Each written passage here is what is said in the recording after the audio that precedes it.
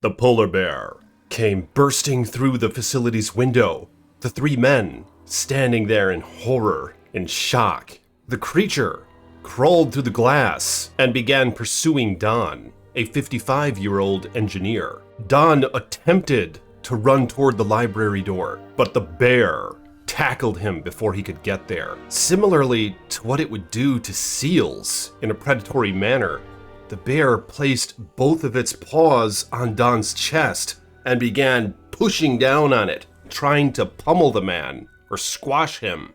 Don attempted to cover his face with his arms as the giant creature wrapped its jaws around his head and it began squeezing his skull. Don thought that blood was covering his eyesight, but little did he know until later on that it was actually his eyeball hanging out of its socket and onto his cheek. The polar bear continued on with its predatory attack and attempted to crush the man as the other two men stood in the same vicinity, witnessing this heinous scene, not sure of what to do, as none of them were armed. What's up, guys? Iceman here. So this story is about a harrowing polar bear attack that happened only a few decades ago on some facility out in Alaska. But I warn you, this story is chilling. But before I get into it, I'd like to thank you guys for all your support on this channel. And if you will, paw that bell, strike the subscribe button, and make sure you take out your pepper spray and spray that like button most of all. And blessings to my channel members and patrons. Links in the description below. So basically there was this radar site in Alaska that's still there actually. But back in the day, in the era of the Cold War, it had dozens and dozens of personnel. But as the years progressed and the war began to thaw, if you will, they only needed 6 people to man this entire radar facility. So these 6 men would kind of have a chill job, if you will. They wouldn't have too many obligations. They'd hunt and fish while on the job because this job required them to sleep there, as it was way out on the tundra, somewhere far away from civilization. So these guys would spend many days and nights there, sometimes months, without even going home. They'd get to know each other, they'd play cards and things of that sort. But there was a particular day where one of the security guards on site issued out a stark warning. There were a few polar bears sighted not far at all from their building, and it was expected that they were going to continue getting closer and closer to it because the guys would cook lunch and dinner there and they had garbage cans outside, and polar bears can smell things from 20 miles away. So it was no doubt to them that these bears were going to get a little closer at the least. The initial impression as to why these bears decided to get near this radar site is that the Beaufront Sea was only a few hundred yards away from the building, and right there, near the seafront, were some fishing sheds that the Inupiat native Indians would utilize on a daily basis. But the unusual thing about this particular day is that these Alaskan natives were fishing for, hunting, and cleaning bowhead whales right there in their fishing shack. So of course, when you're cleaning a massive whale like this, the scent goes everywhere, especially if you're out in the open tundra. And these bears from miles and miles away smell this flesh. And of course, they're gonna come check it out. So that's exactly what happened on this day. So there was this 53-year-old man named Adam who stayed at this radar site. And he himself actually had a slight concern over the bears in the area. He knew of the dangers of polar bears. He recalled several incidents that have happened over the past several years. At one point, one of the polar bears actually came up to a different window on the radar site and shattered the damn window in pursuit of the young man on the other side who was frying himself some eggs. This young man started shouting at it and throwing things at the bear through the shattered window, and he actually grabbed an iron skillet and started fending the bear off, and the bear decided to leave the scene at that point. It most likely evaluated that the reward just simply wasn't worth the risk. Because generally, bears like to mitigate damage in pursuit of their prey. And of course, a human is a rather unusual food source for a bear, so it just decided to leave at that point. Another incident that Alex recalled was a time when the guys over at the facility ordered a pizza, and for whatever reason, a polar bear just kept following the pizza delivery guy, and it didn't let him get out of his vehicle. It went up to his Chevy Suburban and put its paws up on the passenger window, peering in at the man, sniffing and snorting and things of that sort. The man inside the vehicle was absolutely terrified from this scene, so he had to call the security personnel. And what they ended up doing is they got a bulldozer that was kept on the site and ended up chasing the bear off with the bulldozer. But there was one more horrifying incident that took place near that radar site that Alex recounted, I fear. You see, there was this young Inupiat couple who were walking down a small path in the middle of the night, not far from where this radar site resided. And then, unfortunately for this couple, a grizzly bear came out of nowhere, because grizzly bears actually reside in Alaska as well. They somehow managed to cohabitate with the polar bears. They have slightly different diets, but they are competitive predators basically in the areas. And this grizzly bear came at the young couple, and the female was pregnant at the time. So of course, the man, who was 28 years old, knew deep within himself that he had to defend her with his life. And that's exactly what he did. He pulled out nothing but a pocket knife, a little folding blade, and he started trying to fight the grizzly bear off with the knife. The bear took him to the ground and he jabbed his knife up into its neck, but to no avail, unfortunately. And it is said that this bear ended up eating half of that man's body, some of which was when he was still alive. But nonetheless, my point is, Alex had a concern for bears, all right? Whereas Don, his partner, who actually ended up being attacked by this polar bear, didn't have much of a concern for the bears. He would tease Alex a bit when Alex wanted to play things safe. Alex didn't like to go outside without a firearm. And the crazy thing is, even though this military base allowed these men to possess firearms while working there, it was the number one rule that any firearm in the building, if not in use, had to be stored away in one single safe that was in the locker room. And this safe was locked. So if they wanted to get the damn key for it, they had to go to the front desk and fetch the key, because there was only one key for this safe as well, which is just crazy as far as I see it. But Don would kind of tease Alex about his fear of the bears. He would point out how rare attacks actually are, and Alex is just kind of making a big deal out of nothing. So basically, Don wasn't all that concerned about the polar bears. Alex would occasionally complain to the military personnel who ran the facility. At one point, he filed a complaint as to why he had to walk 300 yards away from the building to get to their Chevy Suburban pickup truck, where the garage was located. On occasion, he would get calls late at night, and he didn't feel safe walking that distance with bears in the area. Alex would also complain about the gun safe rule. And what was really crazy about the gun safe is you had to crouch way down to get to it.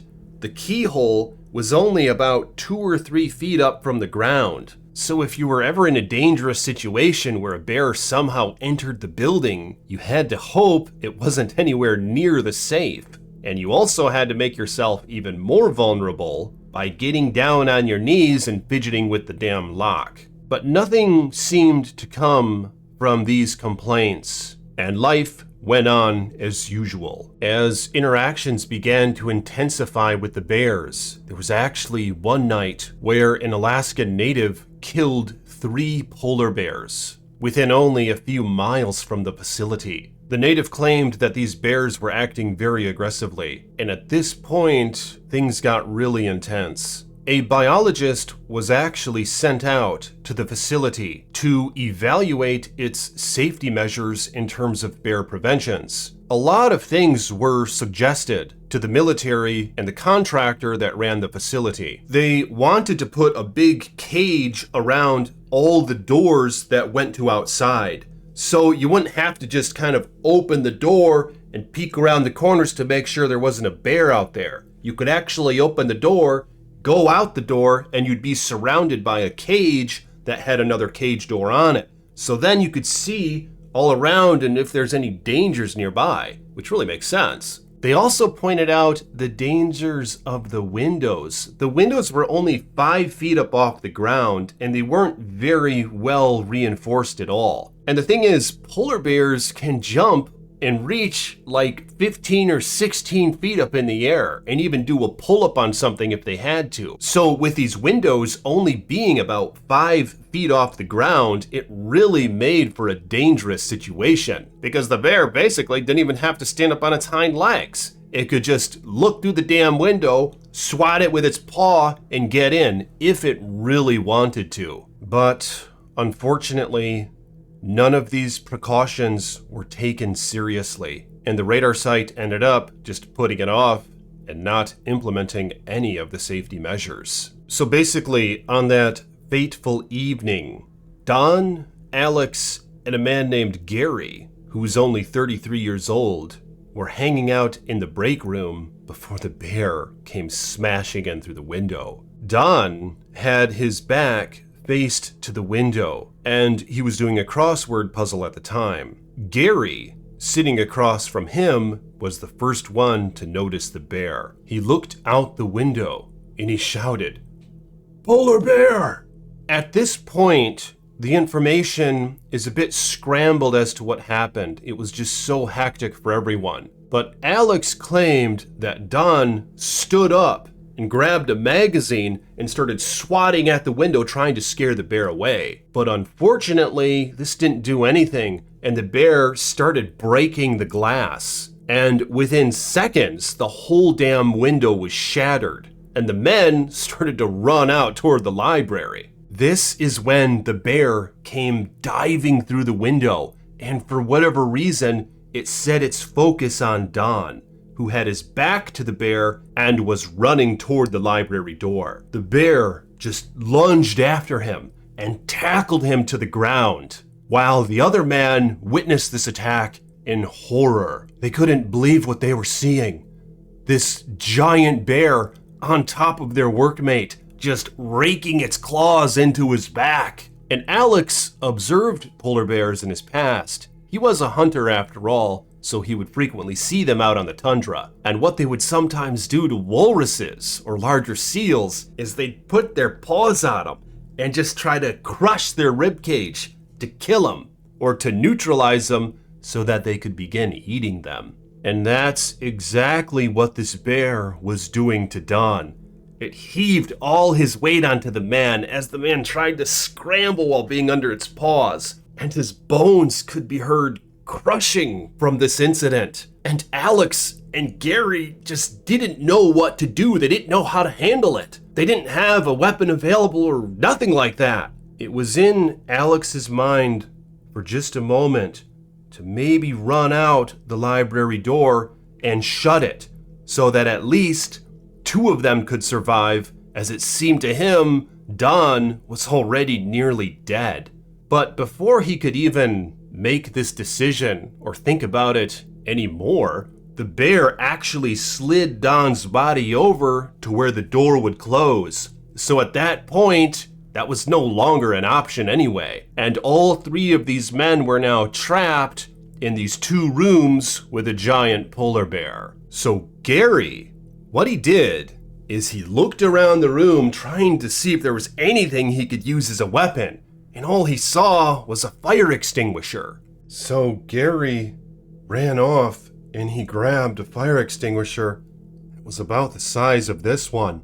Now, the thing with fire extinguishers is some of them are made to spray a thin sort of stream of foam, and they kind of vary in their function. I think the ones that stream the thin stream of foam are especially helpful against chemical or gasoline fires or whatever. But the problem is it's not all that much of a deterrent against a predator, whereas other types of fire extinguishers, like a certain type, for example, that I tried out when I was a kid, where my buddies and we gathered a few fire extinguishers and we went out to some parking lot and we just started spraying them all over the place just for fun and experimental purposes. But this other type that I'm referring to, it emits a big cloud of gas or something. I don't know what the heck it is, but it sucks the oxygen out of its vicinity. And I remember testing a fire extinguisher that had this sort of emission, and it made a massive cloud. And I remember I couldn't breathe while in that cloud. So I was like, wow, this would work great as a sort of defensive weapon if needed. But basically, what Gary grabbed at that time was a fire extinguisher that just sprayed that little thin stream of foam. So unfortunately, it didn't affect the bear all that much.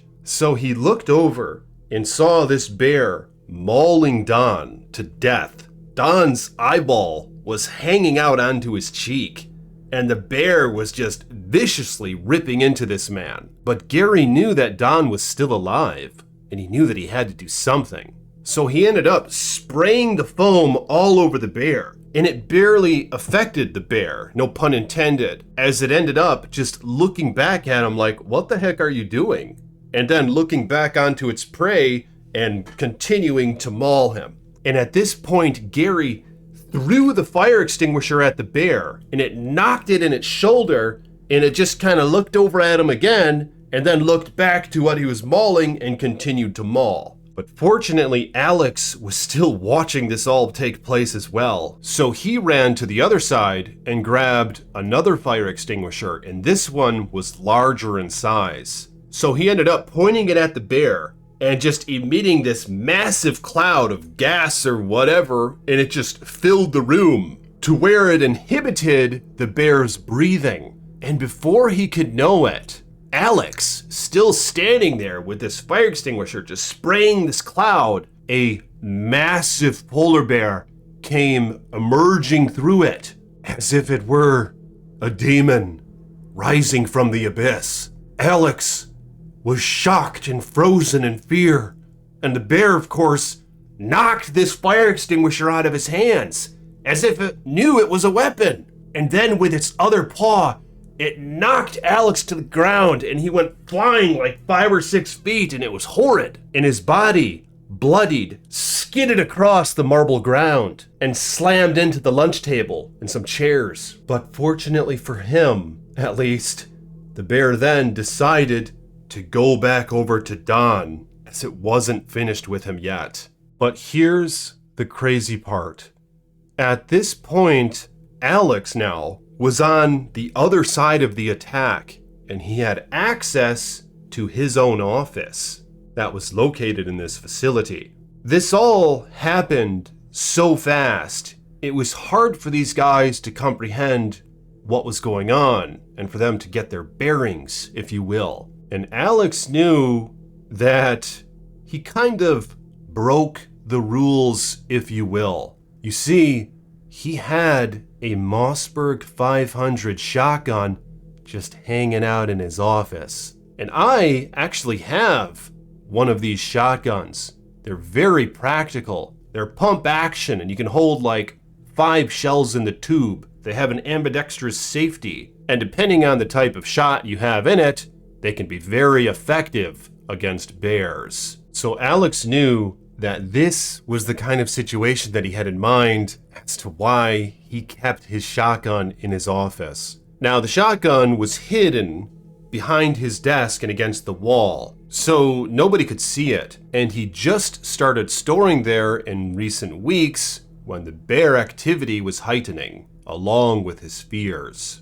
He knew he was breaking the rules, but in his mind he figured his life, or the life of perhaps a fellow employee, was more important than the rules. So he got up to his feet, kind of bloodied from where the bear swatted him, but still fully functional. And he looked over and he saw the bear still on top of Don, with the haze from the fire extinguisher beginning to dissipate.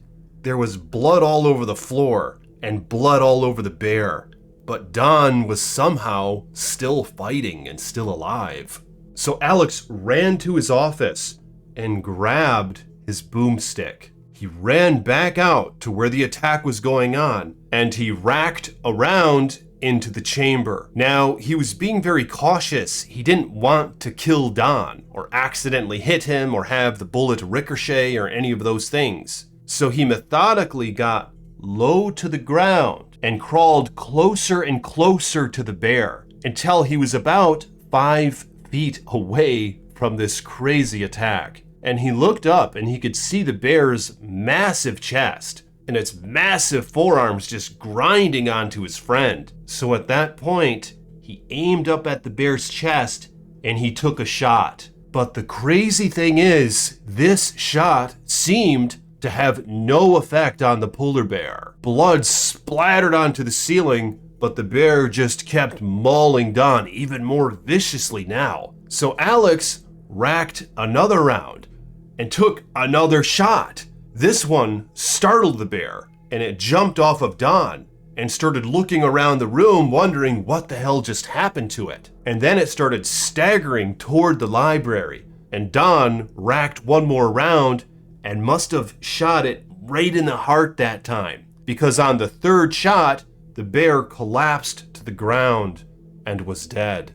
Evidently, Don survived this attack, and his 2 co-workers wrapped him in blankets as he was freezing cold and thought he was gonna die. They tried to mend his wounds with what they could in the facility, waiting for the paramedics to arrive. One really unusual thing about this incident is that apparently the paramedics were under the impression that Don was already dead, and they were just coming to pick up a dead body from a gunshot wound.